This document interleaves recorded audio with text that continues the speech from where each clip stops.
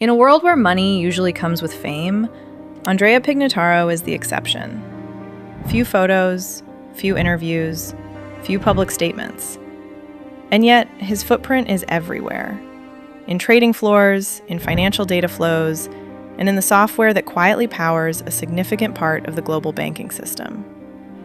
His fortune fascinates precisely because it wasn't built on a consumer brand, a household name product, or a loud public narrative. It was built in the backstage of finance, its infrastructure, its plumbing, the invisible rails that keep markets running. And that invisibility is what makes the story so compelling. Several estimates reported in the press place Pignataro and his Ion empire at around 27 to 28 billion Swiss francs in certain Swiss rankings. Meanwhile, global rankings, such as Forbes or Bloomberg, have published figures in dollars that can differ widely depending on the date and methodology. In the end, net worth is not a single truth. It's a moving estimate. In this documentary, we trace the full arc, from the early days of a rates trader shaped by the discipline of fixed income markets, to the rise of a technology group that became one of Europe's most formidable consolidators of financial software and data. An ascent driven by acquisitions, leverage, discretion, and one obsession: controlling the infrastructure. Andrea Pignataro was born in Bologna in 1970 and followed an academic path built on quantitative rigor. Public biographies describe studies in Italy and advanced training in mathematics in London. But it wasn't academia that truly forged his trajectory. It was the market. In the 1990s, finance was transforming fast. Globalization accelerating, derivatives expanding, and trading floors becoming increasingly computerized. Pignataro began his career at Salomon Brothers, a legendary name in fixed income trading. At the time, sovereign bonds and rates products were a world where microstructure mattered: execution speed, data quality, and the ability to manage risk in real time. For traders, the difference between profit and loss often came down to tooling: milliseconds, models, yield curves, and systems. This is where a strategic intuition takes shape. The largest fortunes in finance aren't made only by betting on assets. They're also made by building the tools everyone else depends on. If you control the platform, you control the market. If you control the data, you control how the world is read. By the late 1990s, finance had learned a fundamental lesson. Markets were turning into one massive software system. Orders moved through electronic platforms, risk was calculated continuously, compliance was digitized. Competition was no longer only between banks, but between systems. It was in this context that Pignataro founded what would become Ion in the late 1990s. Some sources place the company's start around 1998, while others describe a final structuring phase closer to 1999. An understandable discrepancy between operational beginnings and formal incorporation. From the start, the value proposition was clear: deliver specialized software for markets: trading, position management, pricing, risk, and post-trade processing. ION positioned itself where client dependency is highest. Once core systems are embedded inside a bank, switching becomes extremely costly. That creates sticky, recurring revenue, highly profitable over time. And early on, a strategy emerges.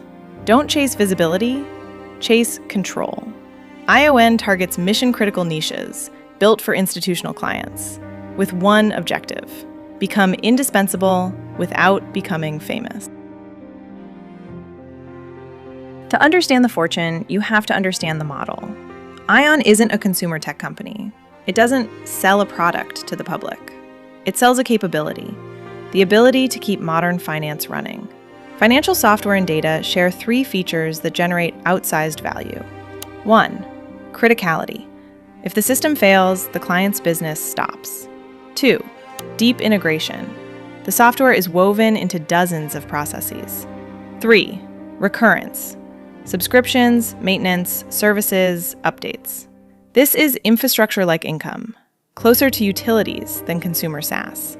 And the more components ION acquires, the more it can offer a complete stack, from execution to reporting, from data to compliance workflows. At scale, this becomes a consolidation engine. Buy specialized players, integrate them, reduce overlap, expand the installed base, and repeat. That's how a private company can build massive value without an IPO. The value compounds inside the group. And funding matters. The sector often tolerates leverage when revenues are recurring and clients are stable. Over time, ION used that logic aggressively, an aspect widely discussed in financial coverage, especially in the European high-yield credit market. From the 2010s onward, ION becomes a highly active consolidator.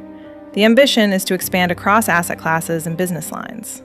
Major acquisitions frequently cited include Dealogic, known for investment banking data and analytics, and Fidessa, a major platform for equities and derivatives trading, notable for its scale in the UK. The message is clear. ION doesn't want to remain a niche provider. It wants a system-level position. The more building blocks it controls, the higher the switching costs for clients, and the stronger its pricing power. Behind each acquisition is a familiar value creation loop. Buy an asset with a captive client base, streamline costs, consolidate offerings, refinance debt where possible, and repeat. This mechanism, executed at scale, is how an invisible company can become an empire. In 2019, ION makes another major move, acquiring a controlling stake in Accurus, the parent company of financial intelligence brands like MergerMarket and Debtwire. The transaction, widely reported, highlights the competitiveness of the process and the strategic importance of the asset. Why is it decisive? Because in modern finance, data isn't a nice-to-have. It's the fuel. Whoever owns the data can shape decision speed, analytical quality, workflow automation, and subscription-driven monetization. This acquisition strengthens a central thesis. ION is building a European alternative by combining software and intelligence, turning data into a defensible moat and software into a distribution engine. An empire of this size needs fuel, and ION has used leverage extensively to finance consolidation, benefiting for years from favorable credit conditions. But leverage has a price. As interest rates rise and refinancing becomes more expensive, debt becomes a narrative force. Recent financial reporting has described investor concerns. The combination of heavy leverage, refinancing costs, and the risk of technological disruption, particularly from AI, can shift sentiment quickly. This is where the fortune becomes a paradox. Leverage can amplify growth, increasing the value of the founder's equity. But it also makes the entire structure more sensitive to interest rate cycles, market confidence, and perceived risk. In other words, this isn't only the story of a builder. It's the story of a builder who chose a financial architecture optimized for rapid expansion. As ION grows, it also expands its influence in Italy. Public profiles and reporting point to acquisitions in areas tied to banking, IT services, and credit-related data. Names such as Sadacri, Served, and more recently, Prelios, are frequently associated with that pivot. The logic remains consistent. Don't just supply market tools. Move closer to the core arteries of the real economy's financial infrastructure. Control the systems and information flows that support credit, compliance, risk, and corporate data. This expansion also feeds net worth rankings. When a private group combines critical assets, recurring subscription revenues, and strong market positioning, its implied valuation rises, even without being publicly listed. In media profiles, one word comes up again and again: discreet. ION is often described as a company that says very little, communicates minimally, and operates through a tightly controlled circle. But discretion isn't just personality, it's strategy. In financial software, opacity can protect margins, cost structure, acquisition strategy, and financing negotiations. It can also limit political and media exposure, especially at scale in regulated sectors. Yet, silence has a downside. When credit markets get nervous, or when operational incidents occur, the absence of a widely understood public narrative can amplify perceived risk. In finance, confidence is a market variable. Being at the core of infrastructure also means being at the core of risk. Public reporting has referenced a major cyber incident that disrupted parts of service delivery and impacted clients. For an infrastructure provider, trust is everything. Clients pay for stability, uptime, and security. A serious incident can become an existential test. But the history of large technology groups shows another truth. Resilience isn't measured by the absence of crisis. It's measured by response and recovery. This episode highlights what ION truly is. Not just a software vendor, but an operator of critical digital infrastructure, exposed to systemic cyber threats. So how do you get to a figure like 27 billion? First, you have to accept that private wealth is an estimate. It depends on implied enterprise value, net debt, holding structures, and liquidity. Some Swiss rankings reported in the press place Pignataro's fortune around 27 to 28 billion Swiss francs, tied to ION and its footprint. Global rankings, often expressed in US dollars, may show different numbers, reflecting different assumptions: revenue multiples, debt structure, and control premiums. The key takeaway is simple. Net worth is not fixed. It's a snapshot in fog. What is solid, however, is the engine behind it. A private group delivering mission-critical systems and data built on recurring revenue and consolidation. As we approach 2026, the landscape shifts. Higher interest rates, more expensive refinancing, and above all, generative AI reshaping access to information. Financial coverage has highlighted tensions around ION's debt and investor concerns about the mix of leverage and AI-driven disruption. In a world where perception can move fast, that combination matters. This becomes a narrative turning point. An empire built on subscription stability and data scarcity must prove it remains indispensable, as new tools promise to extract, summarize, and interpret information differently. But the story isn't written yet. Infrastructure players often survive technological waves by absorbing them, adapting, integrating, and repositioning. A group that owns both software and data has strategic levers if it can maintain client trust and credit confidence. Every large fortune attracts controversy. Some well-founded, some exaggerated, most complex. In ION's case, debates tend to cluster around three themes. 1. Leverage and credit market risk. 2. Governance and opacity. 3. And regulatory or tax questions across jurisdictions. It's essential to stay factual.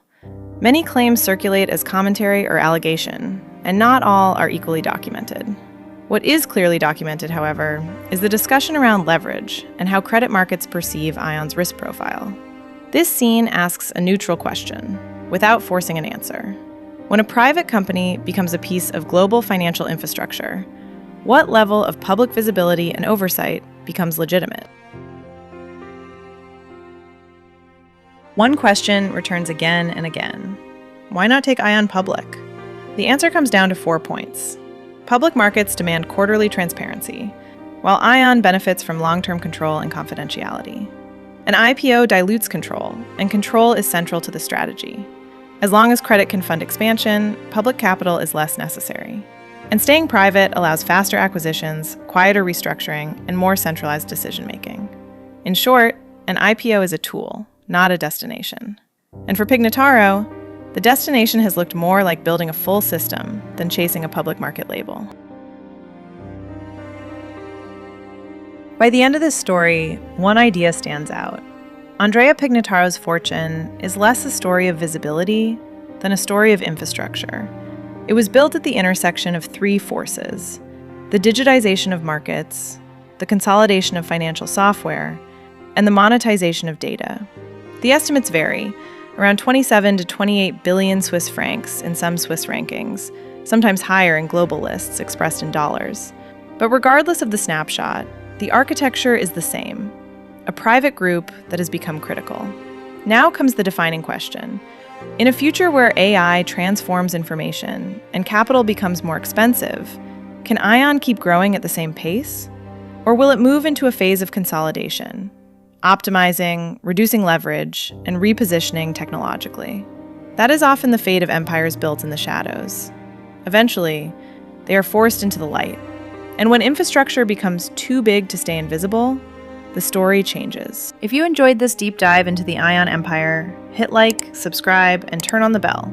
It helps the channel more than you think. And tell me in the comments, which hidden billionaire or Swiss fortune should we cover next?